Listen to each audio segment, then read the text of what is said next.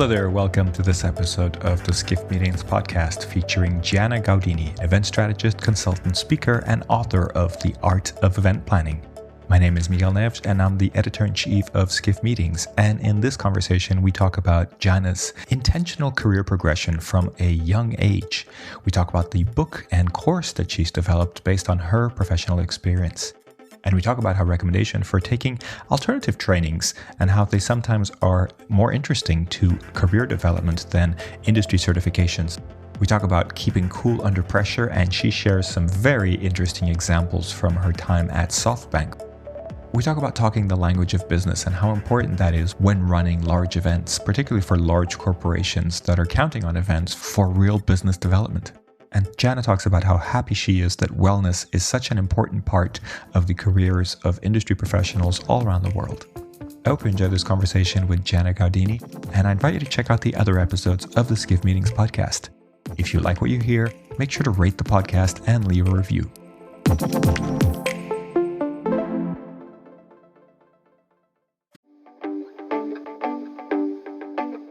Now for a word from our sponsors, PHL Life Sciences, a division of the Philadelphia Convention and Visitors Bureau. Host your convention or trade show in Philadelphia, one of America's leading life sciences hubs. PHL Life Sciences, the first and only CVB division of its kind, will connect you to the professionals at the forefront of your industry and to a culture you can only find in Philadelphia. A city known for its rich history that's forging a bright future, Philadelphia challenges the expected and defies convention. A world of discovery is waiting. Visit phllife.com to learn more.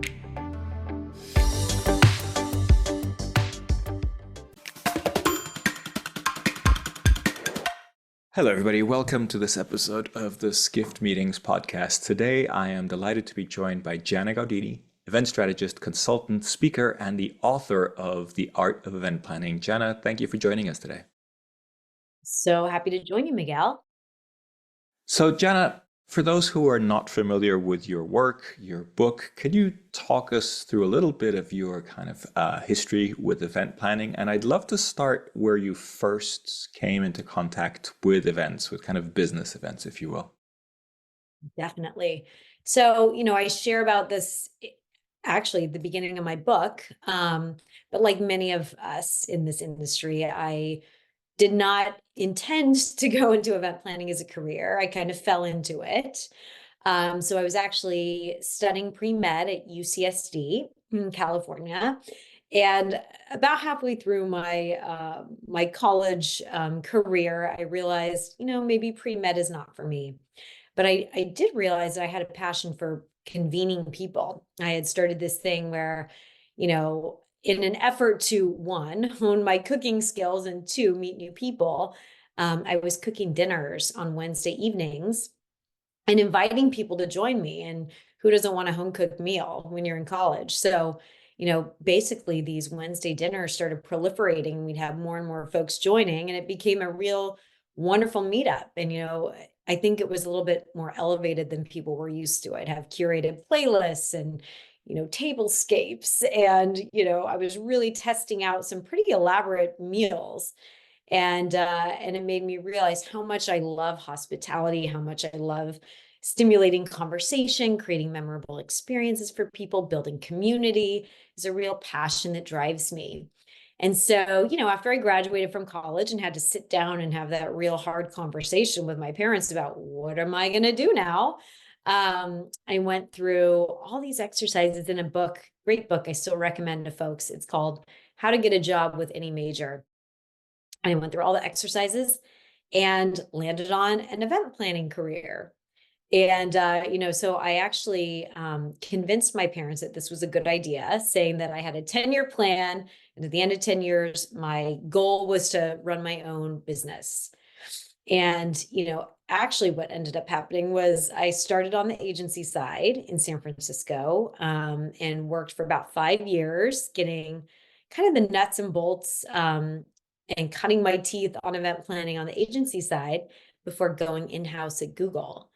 And I loved Google so much. I stayed there for 9 years. And then from there went on to run global events for SoftBank Vision Fund. And from there went on to lead global events, training and certification for Amazon Web Services. And from there, went on to build and run the global event team and strategy for Airtable. And just now, 20 years later, am officially, dedicating myself to my own event planning business as a strategist and a consultant.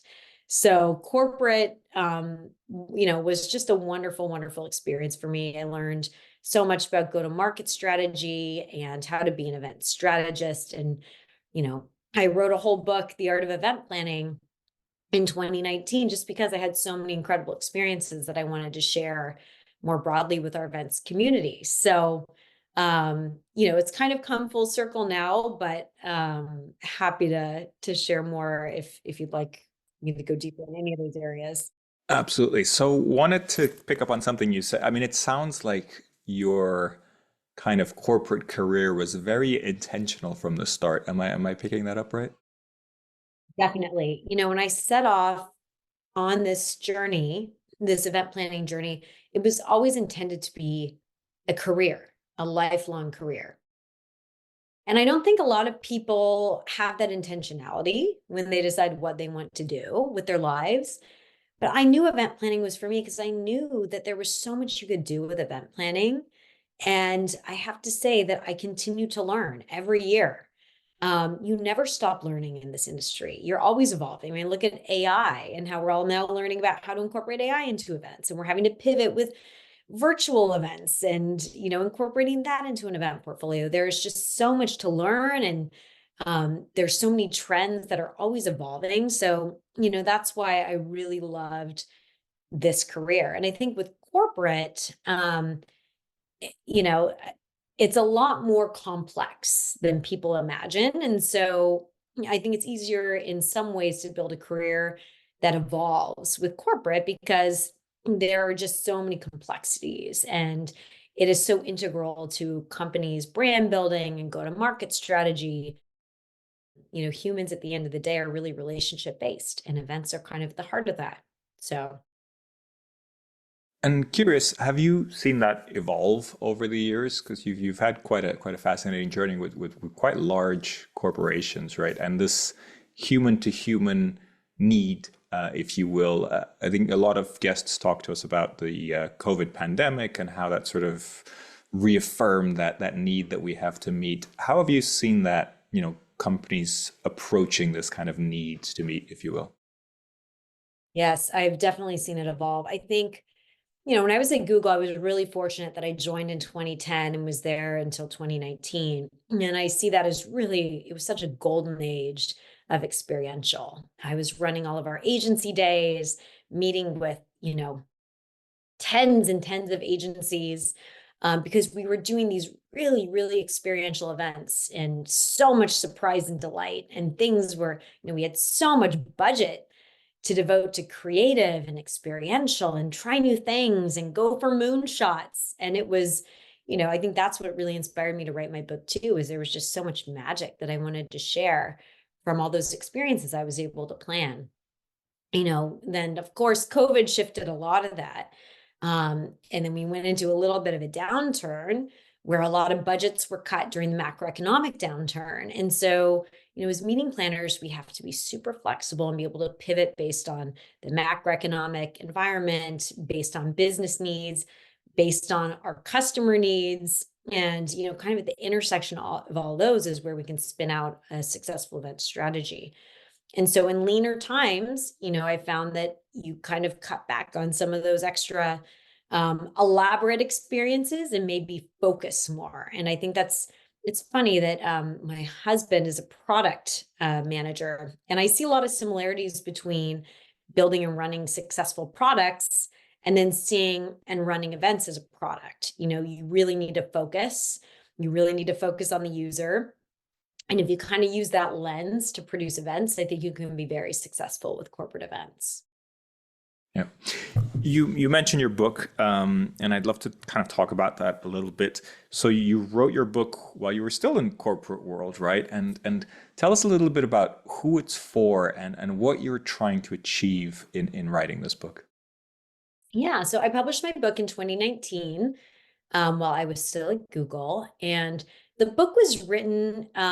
It was written so that it could be applicable to the broadest audience possible. And that's very challenging to do, especially when we talk about focus.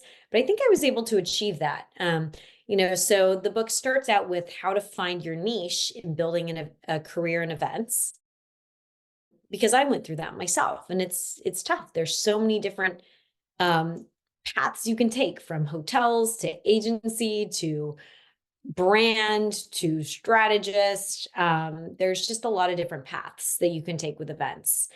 And so I start with that. And then I go, kind of through the whole gamut of the nuts and bolts of how to be strategic with negotiating contracts. That was something that, I let a lot of Google, was contract negotiation. And so it's something that people are always interested in. To how to build a successful event agenda, to how to build surprise and delight into your events. So there's multiple chapters that kind of apply to everyone, whether you're first starting out in events and curious to get an idea of where you find your place and your footing and kind of the nuts and bolts, all the way to people that are as experienced as I am, can still glean insights from it. And I wanted to make this book interesting. I think a lot of event textbooks, first of all, there's not enough of them, because, as most of your audience probably knows, event planners are so darn busy, it's impossible to have time for anything else. I was lucky in that I had a 1-year-old who took 2 naps a day when I was writing my book. So on the weekends, I would hunker down during his naps and write. But there's just not a lot of good resources out there. And then the event books that are out there are kind of boring, to be honest with you. They're very, they're kind of just about the basics. They don't have a lot of storytelling woven into them. And we like to, build stories and storytelling and narratives into our events. So why not build that into a book about events?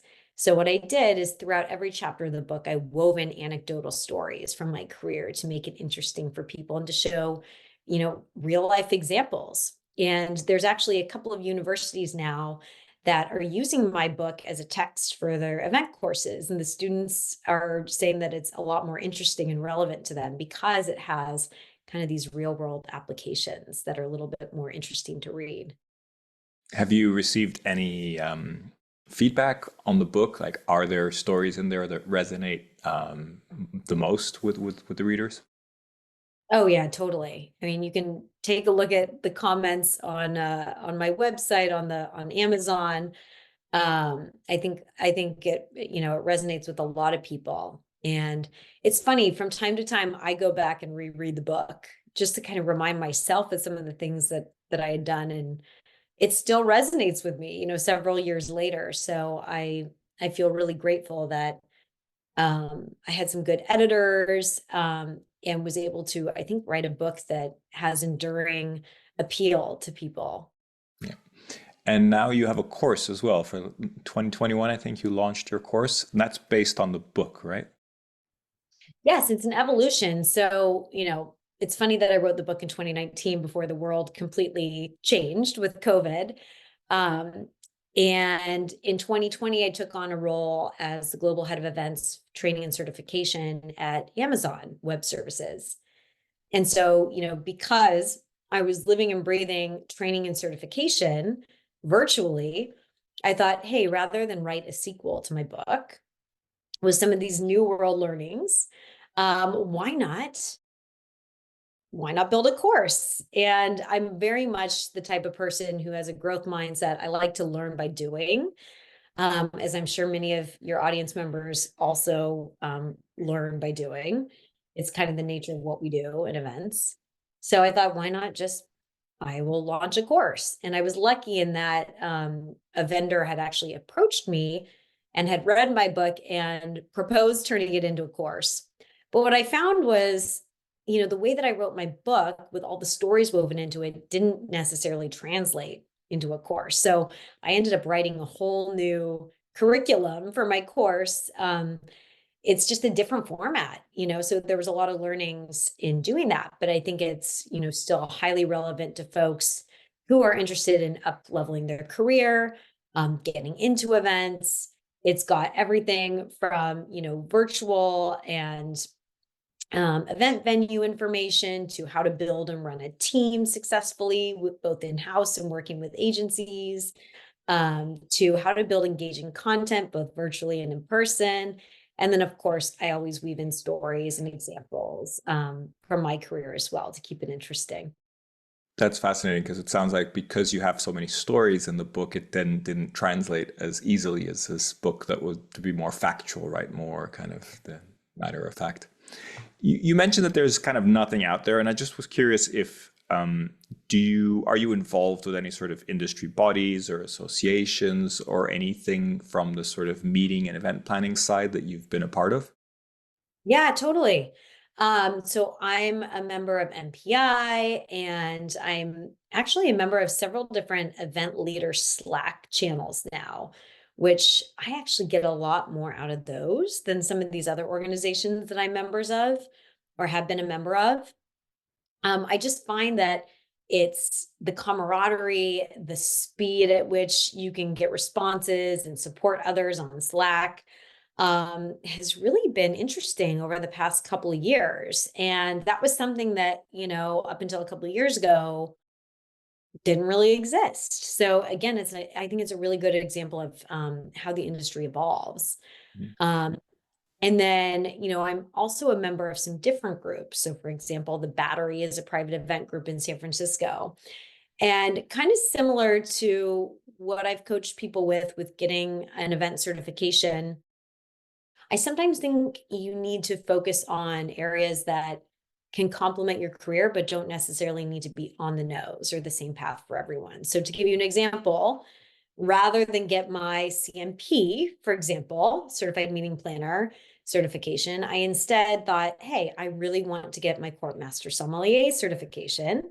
And this will also really help me with event planning to be able to know and plan really amazing wines for events. And similarly, I got my interior design certification because not only did that help me, decorate my house, but it helped me speak the design language that I needed to work with my creative agencies and plan environments for my events. So sometimes I think it's okay to be creative with the groups that you join that inspire you and the certifications that you might want to go after. There's a lot of complementary areas and fields, which is another reason why building a career at events, can be a lifelong career. There's just so many different synergies with other industries.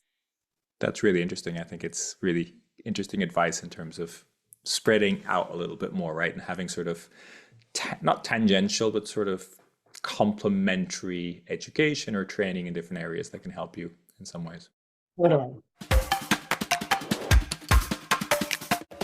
Are you ready to celebrate your successes in the world of meetings and events? The Skift Meetings Awards are back for 2024, recognizing the most innovative business events companies across 15 categories, and we want you to be a part of it. Winners will feature on Skift Meetings, sending a clear signal to events professionals around the world that these are partners they can rely on. The final deadline for submissions is June 11th. We encourage you to start your submission today to secure the best entry rates. For more information and to start your submission, head to live.skift.com. Tell me a little bit about your approach to connecting with leadership. You've held some pretty advanced roles, some pretty impressive roles in the corporate side, and I'm sure you've had some pretty intense discussions at the boardroom table, right? How do you get approval for your budgets? What's the theme going to be? Is the CEO going to be on stage? I'm sure you have a lot of difficult conversations in your past, but tell me a little bit about your approach to those, and in terms of getting that seat at the table, making sure that you, as the person really coordinating everything, gets to speak to the right people. Yeah. Oh gosh, where to start? There's so many. I think, first and foremost, there comes a point in event planner's career where you have to take that transition from being a planner that's focused on execution to being a leader that's focused on galvanizing a team and being a strategic thought leader. And I remember going through that. It's funny to even think about it because it seems like it was so long ago, but I remember thinking, how do you be more strategic? What does that mean? And for people that are so focused at the beginning of their career on how to execute, how to plan logistics, that's what event planners go into event planning for in the beginning. but to kind of take that pivot and think about, why are we having this event? It doesn't make sense. And what is the outcome that we're looking for? And how can we do that in the most efficient and effective way? It really helps you be more strategic and have a seat at that leadership table when you can really prove that what you're doing impacts the brand, impacts the bottom line, impacts the business, is really part of that go-to-market strategy, or really part of, the relationships that the business needs in order to move the needle. That's how you start being able to have a seat at the table. So, it's really moving. I'll never forget, I had a boss once, and he knew that I was strategic. I think he saw it in me, like, before I even knew it in myself. And he said, "Don't be an order taker. You have a voice." And so I've always remembered that. I don't need to be an order taker. I don't need to just listen to what someone's telling me to do and execute on it. I need to ask questions. Does this make sense? Why are we doing this? And so I think pausing and making sure that you're having that voice, that you're confident in what you're doing and why you're doing it, really allows you to have more power when you're having a seat with leadership. The other thing that I see planners really struggle with, that I think it helps as you start to evolve your style, is learning the right altitude to speak with leadership. So I often see younger planners going into these conversations with leadership and wanting to talk about all the tactics and all the little details. And leadership, oftentimes, there's some leaders that care about that, but many times C-levels do not want to know that. It's going to go right over their head. So it's really understanding what altitude you're going into the conversation with and how much information to share. You can always have an appendix with all those details should you need it, but really focusing on, the what you're doing, why you're doing it, what the outcome will be, and then if you need to, going into the tactics or going into the details. But, you oftentimes will only have a few minutes with leadership in order to sell your idea and get their buy-in. So you need to be really, really strategic with what you're sharing. So I'll just pause there, but those are a couple of things that come to mind. Yeah, we often talk about that idea of, speaking the language of the C-suite and kind of understanding how to speak to the people in the best possible way. I think that's a really good way to express that. What about creating your own teams, because you've led different teams. Is it the same kind of advice that you give your teams? And how do you structure that, if you will, in terms of building out a team that will really perform for you? I love building teams. First of all, it's one of the favorite things that I do when it comes to event planning. And I love building teams because, first of all, with events, you need a team. It is, I don't know many people who can plan events by themselves, maybe a less complex social event, but with big corporate events, you very seldom see one person who's planning it all. And so I think the first thing is it really comes down to building trust and having solid communication. And this is just foundational for all, human interactions, but it really, really becomes evident when teams fail or succeed with events. A lot of it comes down to the communication and the trust that the teams have. So, one thing that I do is I really try to make sure that it's always a safe space. So people are all welcome to share their opinions. I often will start our team meetings with either an inspirational quote, just to get everybody kind of in the right mindset, in a positive frame of mind, a one team frame of mind.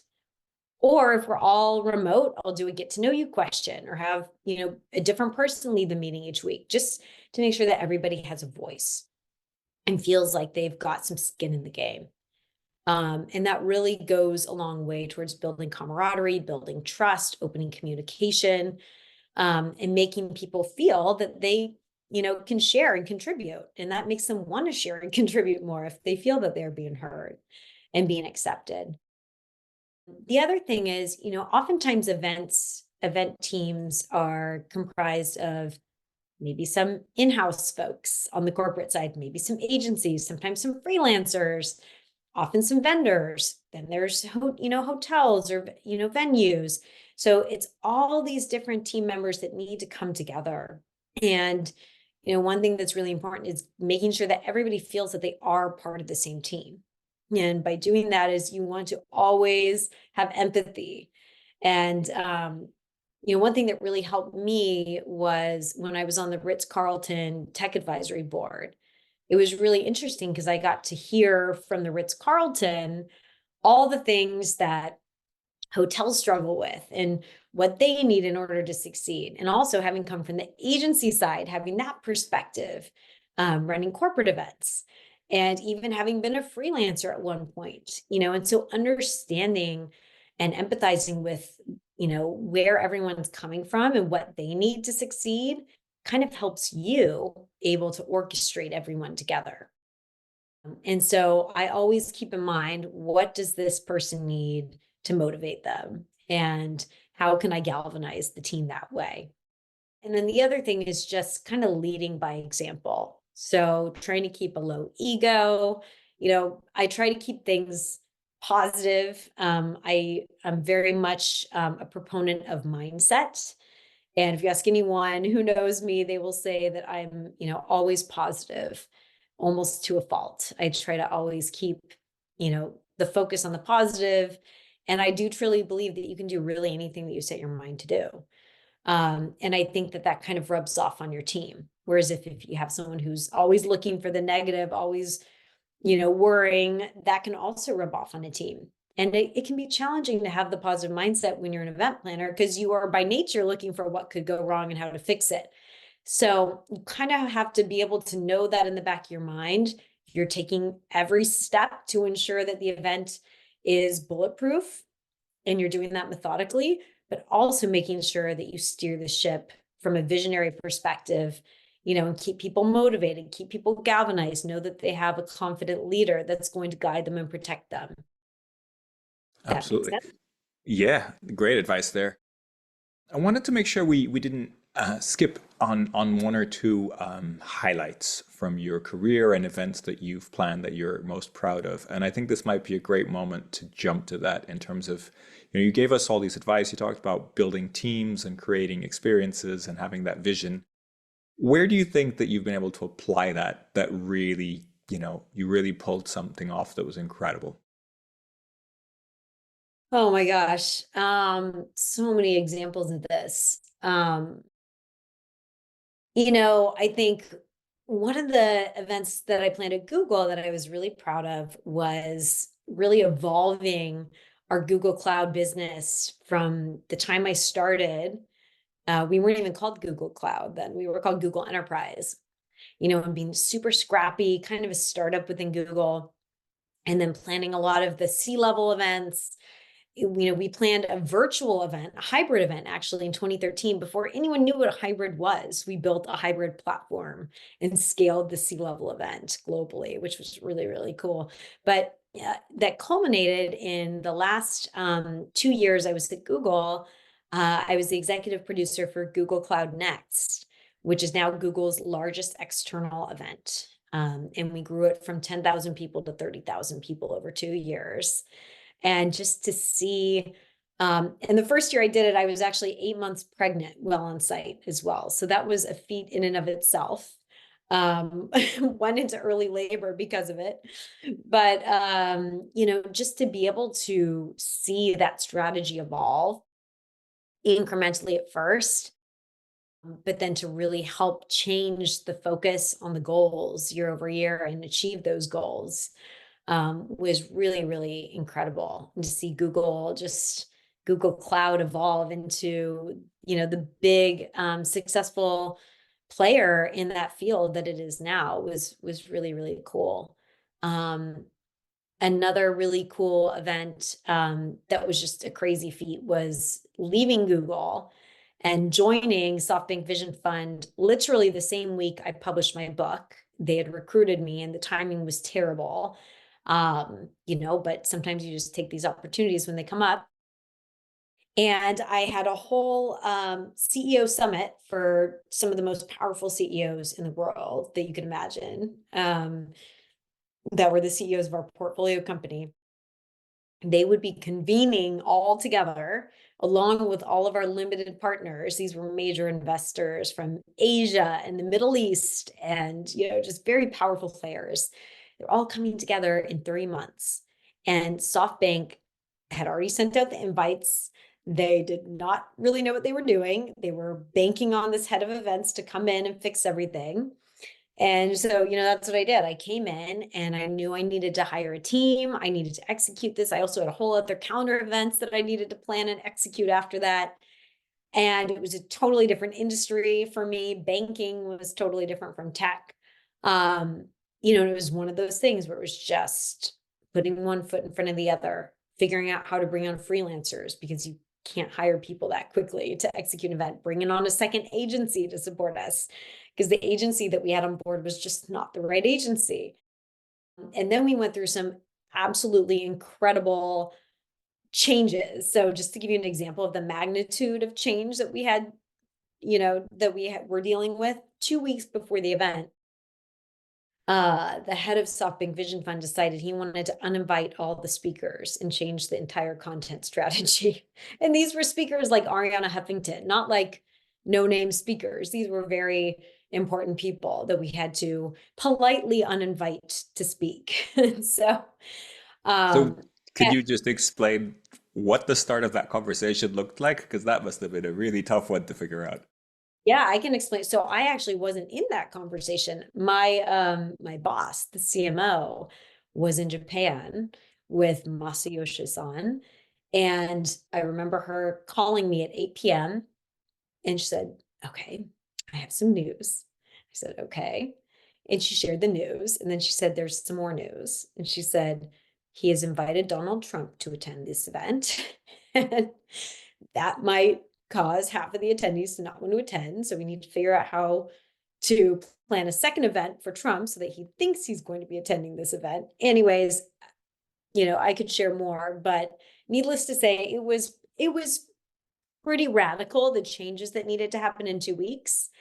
And fortunately, I do really well in situations like this. I think it was my classical piano training. I just learned how to be really good under pressure.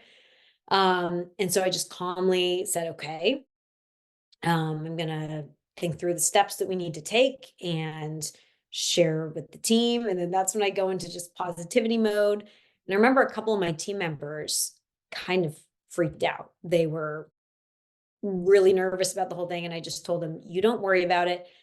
You do this." I basically just told them what to do to execute, let them just focus on their lane, and told them I will take on the worrying of the bigger picture. And sure enough, we pulled it off. And it was seriously one of the best events I've ever produced. You never would have guessed. I even got to meet Arianna Huffington, and that was a So did highlight she for me. actually come to the event anyway? How did you negotiate that? She did. We just, we told her there was a little change in content strategy, but of course she was still invited to come as a guest. And, I remember making sure that she had the best experience, offering her a pashmina and going and buying her a pashmina so she wouldn't be cold at the evening event. Just little things like that to make sure that she felt welcome. And, so it was just all about, focus and not panicking. I think when people panic, they either freeze or it's, fight or flight or freeze.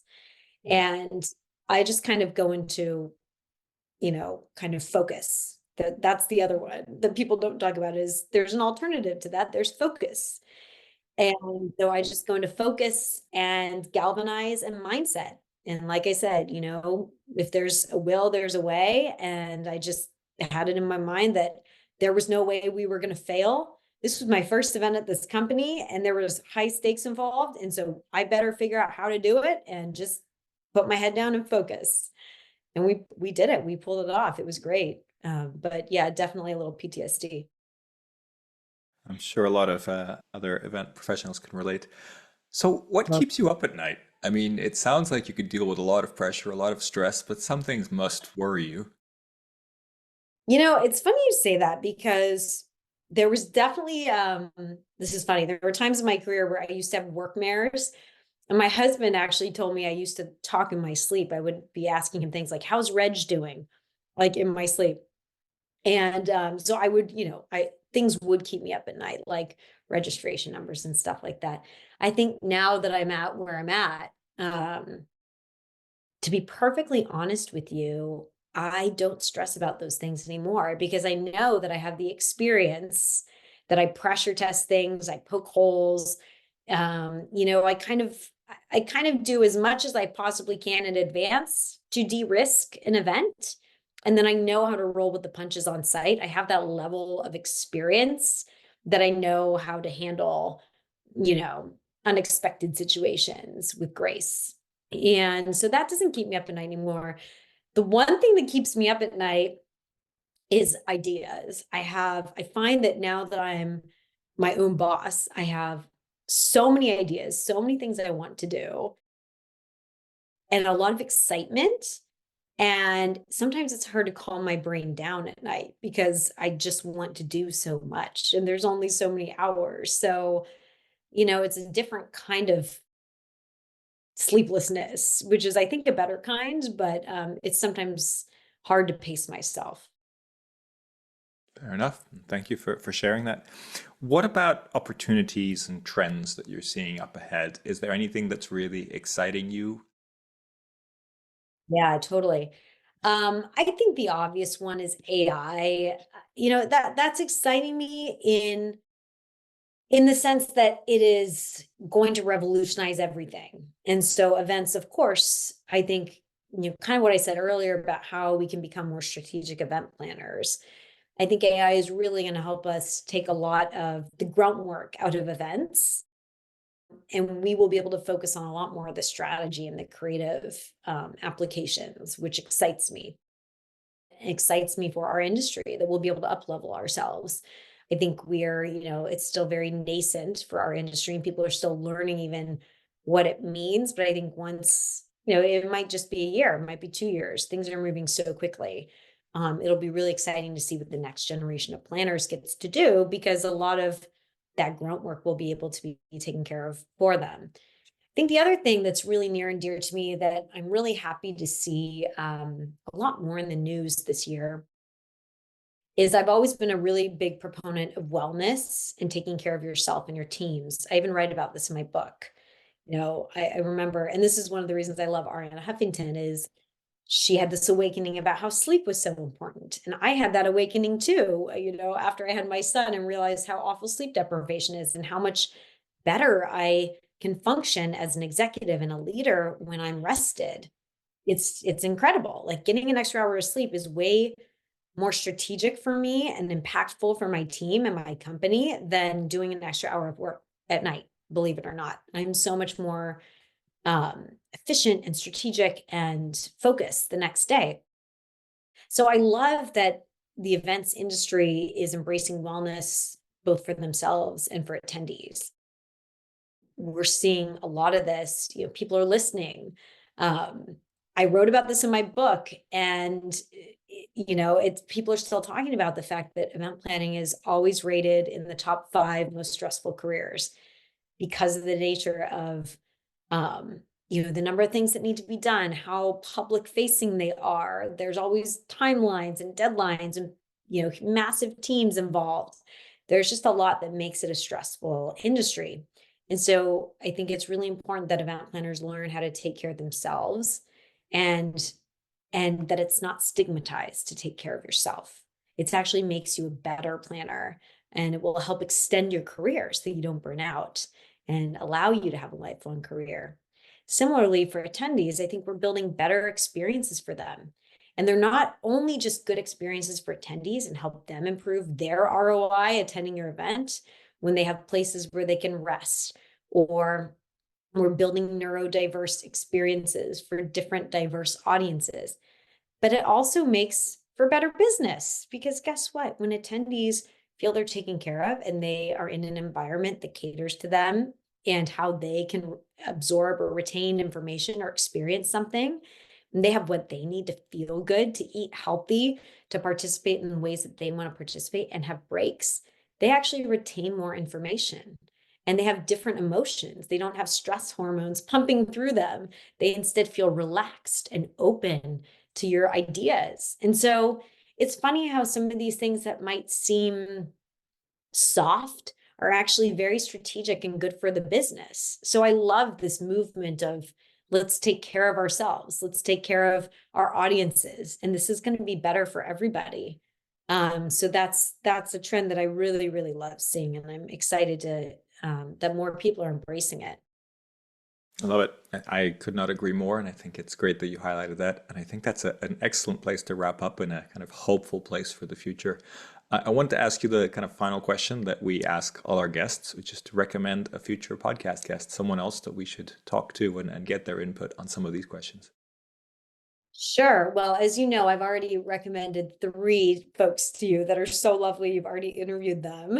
So just goes to show what an amazing and insular industry this is. But there's a company that I love. The female founders of the company Eva, Channing and McKinsey, and they're fabulous. And I love their platform. I've been working with them, loving their product. They really have created a beautiful platform that helps planners find and source all kinds of entertainment, speakers, that really kind of helps you curate vetted entertainment into your events. And so I think that they're lovely. And if you'd like an introduction, I'm happy to make one. Sounds good. Thank you for the recommendation. Now, I know everybody can find you at giannagaudini.com. Anything else that you'd like to share with our guests before we part? No, just keep this in mind, create your own serendipity and have no bad days. Perfect. Thank you very much, Gianna. Thank you for joining us today. It's been a pleasure. And I wish you all the best in the progression of your career. It sounds like some exciting future projects ahead. And we'll add the notes about the course and the book in the show notes. And of course, you have a discount code that I think you wanted to mention as well. So we'll add that there. So thank you very much for joining us today. It was such a pleasure, Miguel.